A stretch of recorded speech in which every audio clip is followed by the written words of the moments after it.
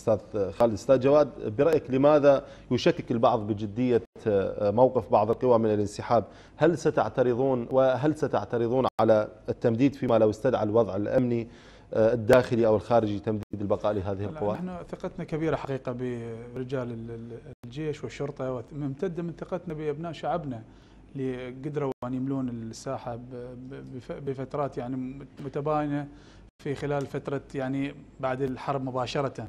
كيف كان النسيج، نعتمد على وحدة الصف الوطني ونعتمد على النسيج الأصلي الموجود في نقاوة العلاقات بين كل طوائف الشعب العراقي، ولكن نعتقد أنهم السبب المباشر اللي رعوا الإرهاب وزرعوا الإرهاب في نظامنا الأمني وفي منظومنا نظامنا السياسي. ولهذا يعني ابتعادهم من هذه العملية بشكل جملة وتفصيلا طيب. قد يدعو إلى عمل وطني مشترك. لكن يعني جنابك مثلا على الصعيد الخارجي، حتى أنت أكدت أنه الدبابات لربما هذا بدون جنابك نعم. بدون عتاد.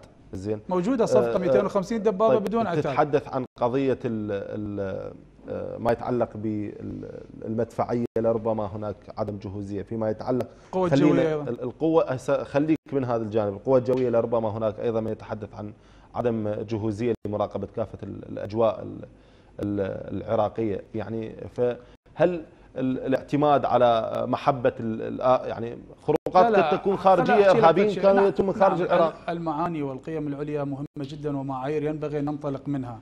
يعني الاعتماد على النفس حقيقة فضيلة، وهذه مسألة من الفضائل اللي نستند عليها. اعتماد على الآخر أنا عدم من الرذائل، ما اعتراض عليها، وكيف كان الآخر إذا كان الاحتلال؟ تحتاج إلى المعدات والتجهيزات اللوجستية. يعني نحتاج، والجيش العراقي هسه الآن بحدود 600 ألف منتسب، هذا من الجيش، وبحدود 400 ألف منتسب أو أكثر من الشرطة. عدد جيد وثقة عالية بالنفس وثقة ومحبة بالوطن وتجهيز لا بأس به. ولكن أنا أقول لك، أنا أسأل سؤال، يعني منذ أن أسس الجيش والشرطة لماذا لم